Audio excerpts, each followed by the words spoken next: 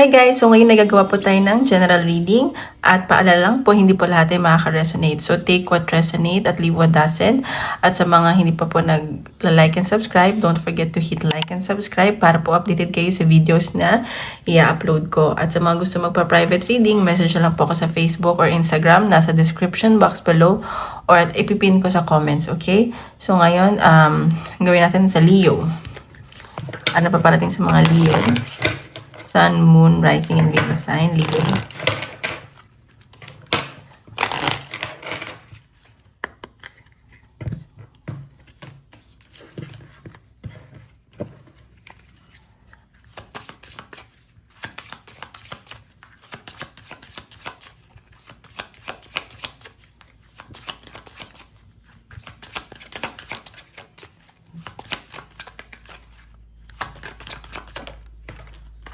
Okay, sa mga Leo, nakikita ko dito, nahihirapan itong magtiwala ang mga Leo. Mag-ingat ka sa isang tao na medyo maloko-loko. Ayan, may deception ako nakikita and mag-ingat ka daw. Pero nakikita ko mga Leo nagpapakatalino. Parang lang may nagiging wise. Oops, sorry. Ano pa parating po mga Leo? Tingnan pa natin.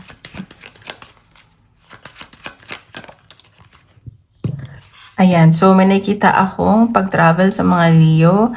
At sa nakikita ko, meron din relocation. Siguro nag-iisip kayong mag-travel.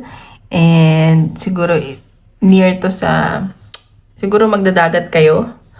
Or may mga nagtatrabaho dito sa barko. At sa nakikita ko, mag-ingat ka lang kasi meron kang someone na makakasama na parang lolokohin ka, ganun. Hindi naman yung lokong-loko. Yung alam mo yung may tatago lang sa'yo. Yung siguro sasabihin na, sige, punta tayo, pero parang i-Indianin ka. Ganun yung nasa sense ko. Sige na pa natin. Mga Leo. Ayan. So, sa nakikita ko dito ang mga Leo, parang ginagamit nyo yung intuition nyo. Pero pinag-iisipan nyo pa to kung gusto nyong ituloy itong travel na to. Kasi nakikita ko, gustong-gusto nyo na gawin tong bagay na to. Siguro may mga, ano ba to? May nakikita kasi akong mga magsusnorkel, ganon, or may mga activities kayong gagawin. Ayan, may matatanggap kang message siguro. And parang gustong-gusto mo tong gawin, ganon. Sige na pa natin. Matatanggap kang document. Parating sa mga Leo. King of Wands. Ayan. So, may nakita ko dito na isang tao na baka nagkakagusto sa'yo to. Very passionate sa'yo. And yun, mag-ingat ka lang kasi hindi ko na... Alam mo yung parang maloko siyang tao. Yung hindi mo dapat basta-basta pagkatiwalaan. Ganun. Ano pa parating sa mga Leo? Pero... attracted tong taong to sa'yo or ikaw ay na-attract sa kanila. Mag-ingat ka lang kasi may deception ako nakikita. Baka nabibigla ka lang. Ayan. Ayan. So, may pag-travel talaga. And sinikita ko, pagpaplano pa lang to. And siguro mangyayari siya this April. And excited ka, pinag-iisipan mo to. And puro travel yung nakikita ko. Puro wants and communication. And siguro may mga gagawa kayo na itinerary. And puro pagpaplano. Ano ba ito? Malapit ba ito sa mutual eh. Tingnan pa natin ang paparating sa Leo. Puro pag-uusap. Ayan no. Celebration. Siguro kasama niyo mga kaibigan nyo. And may nakikita ako na siguro 3 kayo. And pinagpaplanuhan nyo to. Sobrang... Ano to yung matagal mo na itong gusto nga na gawin. And meron din dito na nagkakagusto sa'yo, dating stage kayo. At ayun, very passionate to sa'yo. Ayan no, puro pagta-travel, may pag-aantay. Siguro you cannot wait to, ano ba to? To travel. Kasi yun yung nasa sense ko eh, puro travel, vacation, and magiging busy ka. Ayan no, tinan mo, wait lang. Ay, hindi pala nakikita, sorry. 2 of Wands, 3 of Wands, puro pag-aantay. Ay, may mga nai-involve sa'yo. Tinitignan ka lang. Iniisto ka nito. At merong isang tao nanghihinayang sa'yo. Ayan o. parang nag-offer ka siguro sa kanila pero hindi nila tinanggap. Kasi parang mas ginagamit ng taong to yung utak nila. Ayan o, ang galing naman. Puro travel. So, tingnan pa natin advice sa mga Leo.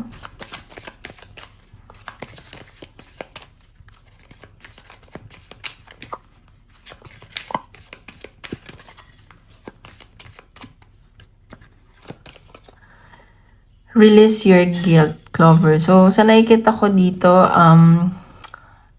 siguro meron kang, alam mo yung dinadala na parang, hindi sama ng loob. Someone na siguro from the past. And sa nakikita ko, kailangan yung mag-usap dalawa.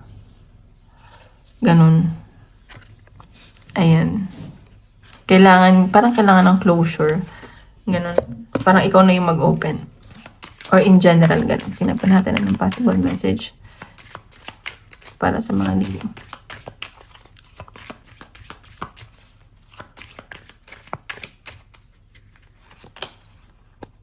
This is a long-term solution. So, ayan, yun nga. Baka kailangan, may kailangan kang solusyonan na problema. And, kailangan mong pag-isipan. May nakaaway ka ba? Ganun. Tingnan pa natin ang possible advice sa mga Leo.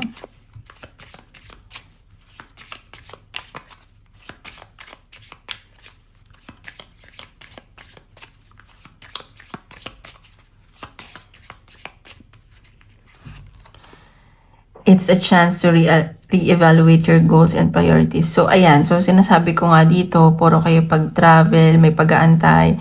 Siguro, kailangan mo re-evaluate yung goals and priorities mo na dapat ka bang mag-travel or kailangan yung finances mo din, isipin mo, priority ba? Kasi puro pag-travel yung nakikita ko dito eh. And puro pag-aantay. So, sinasabi dito na, ayun, re-evaluate mo muna. Like, kailangan ba yan? Yan ba talaga yung gusto mo? You are not hopeful enough. Siguro maging confident ka, maging hopeful ka kasi may mga iba dito parang pinanghihinaan ng loob. Ayun. Ayun lang. Salamat po sa inyo, mga Leo sign. Next time ulit.